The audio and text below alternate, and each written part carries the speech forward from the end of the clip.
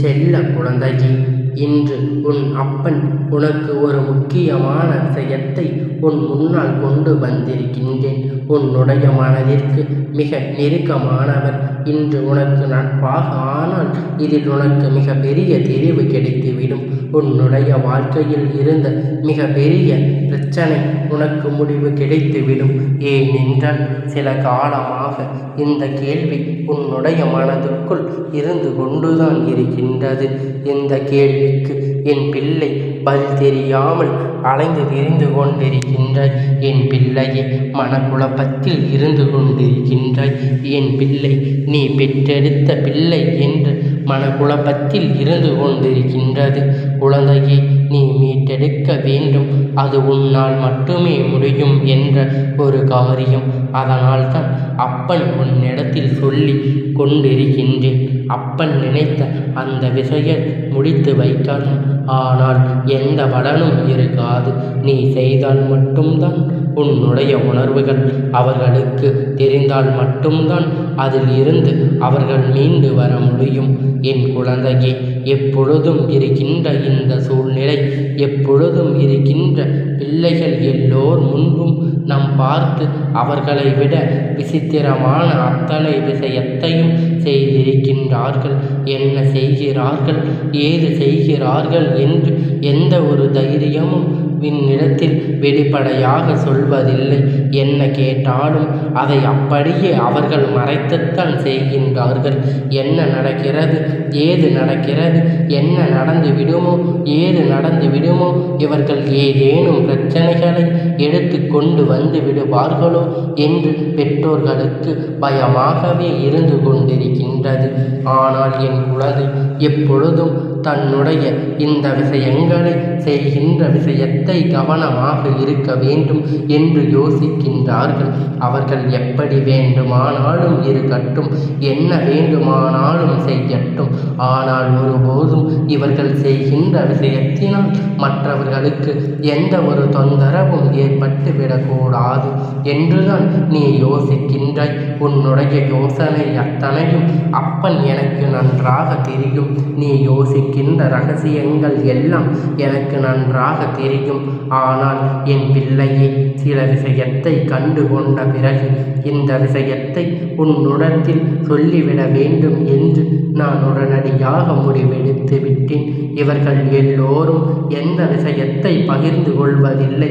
அதற்கு காரணம் நீதான். எந்த விஷயத்தை உன் குழந்தை உன்னிடத்தில் சொன்னாலும் நீ பொறுத்து என்னவென்று கேட்பது கிடையாது. உனக்கு மற்ற வேலைகள் இருக்கின்றன, அதில் நீ கவனமாக இருக்கின்றாய். பிள்ளைகள் சொல்கின்ற வார்த்தைகளை கேட்பதற்கு உனக்கு நேரம் இல்லை. இப்பொழுதும் கைபேசி என்று ஒன்று வந்த பிறகு அத்தனை பேரும் அதில் முடக்கி வைத்திருக்கின்றது. தன் குடும்பத்தில் என்ன நடக்கிறது என்பதை கூட தெரிந்து கொள்வதற்கு இங்கு யாருக்கும் நேரம் இல்லை. ஒரு வீட்டில் 4 பேர் இருக்கிறார்கள் என்றால் தாய் ஒரு புறம், தந்தை ஒரு புறம், 2 குழந்தைகளும் ஆளுக்கு ஒரு புறம் கைபேசியை வைத்து கொண்டு விளையாடி கொண்டிருக்கிறார்களே தவிர ஒருபோதும் யாரும் ஒருவர் பேசிக்கொள்வதில்லை. பயன்படுத்தி யாரும் ஒருவருக்கொருவர் மனம் விட்டு பேசிக்கொள்வதில்லை. விஞ்ஞான உலகம் இருப்பது எந்த தவறும் கிடையாது. ஆனால் என் பிள்ளையை விஞ்ஞானம் மட்டுமே வைத்து கொண்டு பாசம், பந்தம் அனைத்தும் இழந்து நிற்பது என்ன நியாயம் இருக்கின்றது? நீ நினைக்கலாம், அப்பன் இது போன்ற வசனங்கள் எல்லாம் 1000 பேர் பேசிவிட்டார்கள். நீ சொல்ல வந்த விஷயத்தை சொல், இது கூட தெரியாமல் நாங்கள் இருக்கின்றோமா என்று நீ கேட்பது எனக்கு புரிகின்றது. உனக்கு மனது கொஞ்சம் வருத்தமாகத்தான் இருக்கின்றது. இப்படியெல்லாம் இந்த வாழ்க்கை சூழ்நிலை மாறிவிட்டதே என்று சொல்லி இந்த அப்பனுக்கு மனது வேதனைப்படுகின்றது. நான் உன்னோடு இருக்கின்ற நேரங்களில் எல்லாம், நான் உன்னோடு பயணிக்கின்ற இந்த நேரங்களில் எல்லாம் நான் காண்கின்ற விஷயம் உன்னுடைய இல்லத்தின் மிகுதியான மன கஷ்டத்தை கொடுக்கிறது. மேலும் மேலும் உனக்கான நன்மையை, உனக்கு உனக்கு கொடுக்க வேண்டும். எப்பொழுதும் காயங்களை அது கொடுக்கக்கூடாது.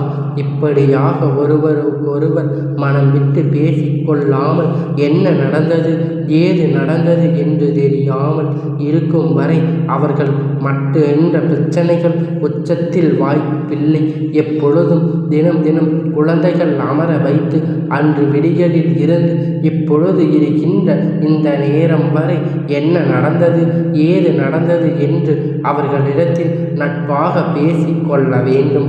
இந்த நட்புணர்ச்சி இந்த விஷயம் உன் வாழ்க்கையில் அது ஒளிமறைவில்லாமல் எப்பொழுதும் உன்னிடத்தில் பகிர்ந்து கொள்ள சொல்லும். எந்த விஷயத்தையும் உன்னிடத்தில் மறைப்பதற்கு அவர்களுக்கு மனம் வராது. எப்பொழுதும் அவர்களை உதறுகின்றோம். எப்பொழுதும் அவர்களின் வார்த்தைகளை மதிக்காமல் உதாசீனம் செய்கின்றோம். அப்பொழுது அவர்களுக்கு உன்னை விட மற்றவர்கள் கவனம் அதிகமாக இருக்கும்.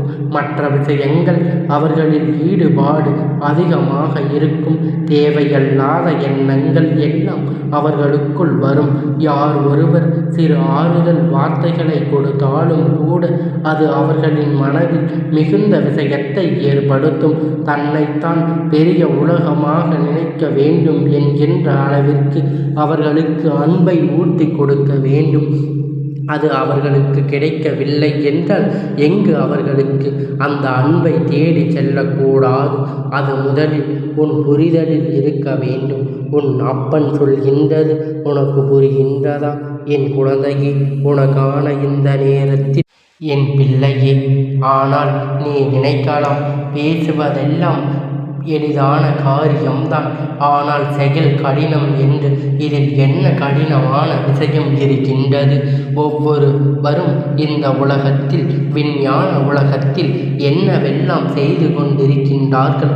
ஆனால் அன்பை தொலைத்து பாசத்தை தொலைத்து தனக்கு ஒரு கஷ்டம் என்று வந்தால் தனக்கு ஒரு பிரச்சனை என்று வந்தால் ஆறுதலுக்கு என்று வருவதற்கு ஒருவரும் இல்லை என்று தேடிக்கொண்டிருக்கின்றார்கள்.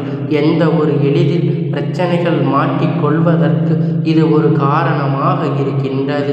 என்ன தெரியுமா? அடுத்தவர்கள் பேசுகின்ற வார்த்தைகள் எப்படியும் நம்பி விடுகின்றார்கள். ஒருவர் சிறு உதவி தனக்கு செய்தாலும் கூட அவர்களுக்கு என்ன வேண்டுமானாலும் செய்யலாம் என்கின்ற மனம் அவர்களுக்கு வந்து விடுகின்றது. தனக்கு சிறு உதவி செய்து விட்டாலே போதும் அவர்களுக்கு எப்பேற்பட்ட உதவி எனையும் எப்பேற்பட்ட விளைவான பிரச்சனை வந்தாலும் அதனை அவர்களுக்கு செய்தாக வேண்டும் என்கின்ற மனநிலை வந்து விடுகின்றது. அதனால்தான் என் பிள்ளையை நம் நல்ல வழிக்கு செல்ல வைக்க வேண்டும். இந்த மனநிலை அவர்களுக்கு வந்து விடுகின்றது. தன்னோடு அவர்களுக்கு எதை வேண்டுமானாலும் செய்து விடுகின்றார்கள் இருக்கின்றது.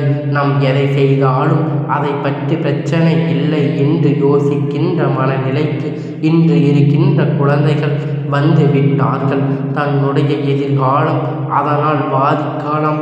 அதனை பற்றி இவர்கள் கவலைப்படுவதில்லை. என் குழந்தையே, தேவையில்லாமல் நட்புகளும் தேவையில்லாதவர்களுடைய பழக்கங்களும் வீட்டில் இருப்பவர்களுடைய சரியான நட்பு கிடைக்காமல் போவதால் தான் வந்திருக்கின்றது என்பதை முதலில் நீ புரிந்து கொள்ள வேண்டும்.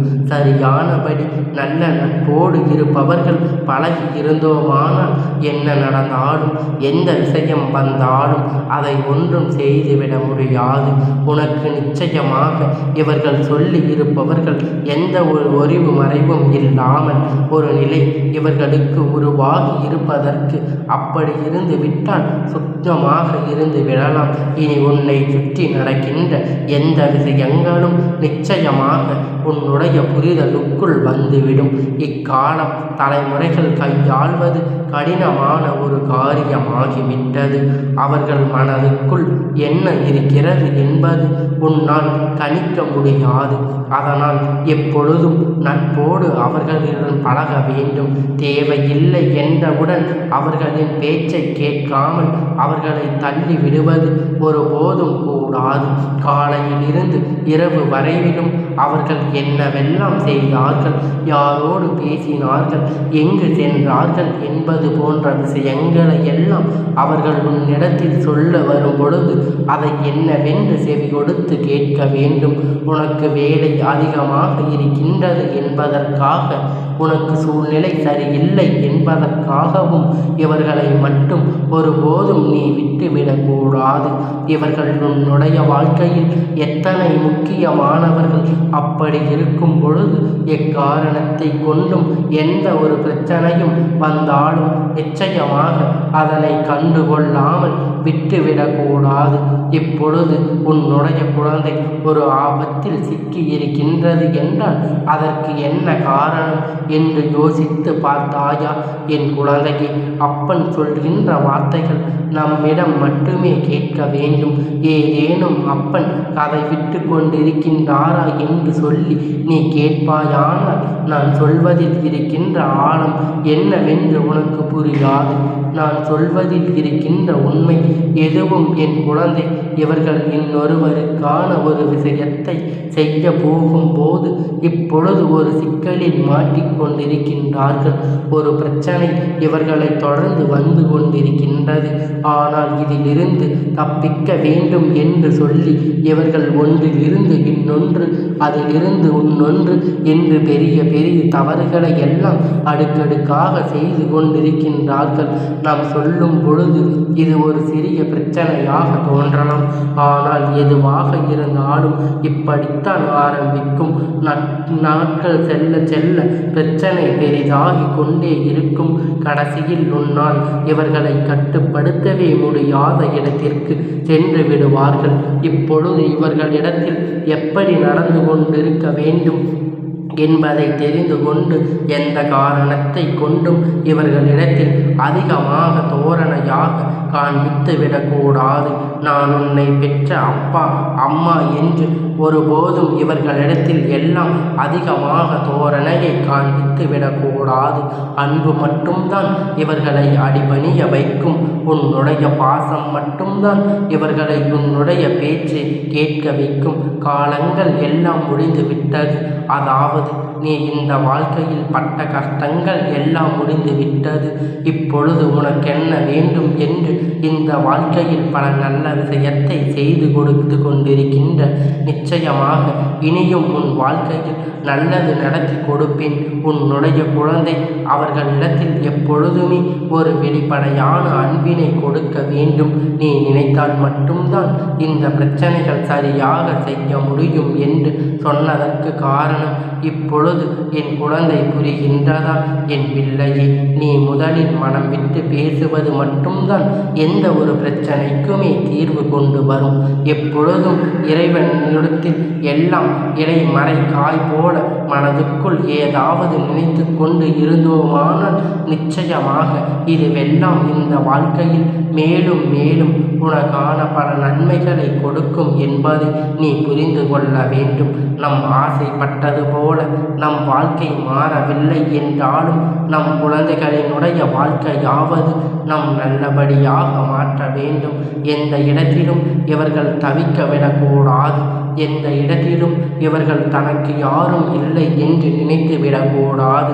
என்ன நடந்தது, ஏது நடந்தது என்று சொல்லி நீ உனக்கான வெற்றியை உறுதி செய்து எப்பொழுதும் போல உன்னுடைய மகிழ்ச்சியை நீ உனக்கு ஆக்கி தயாராக உன்னுடைய குடும்பத்தில் மட்டுமல்ல, உன்னுடைய குழந்தைகளின் வாழ்க்கை மட்டுமல்ல, எல்லோரும் உனக்கு இந்த வாழ்க்கையில் உச்சகட்ட மகிழ்ச்சியை கொடுக்க வேண்டும் என்றுதான் இந்த அப்பன் உன்னை இப்பொழுது ஆசீர்வதிக்கின்றேன்.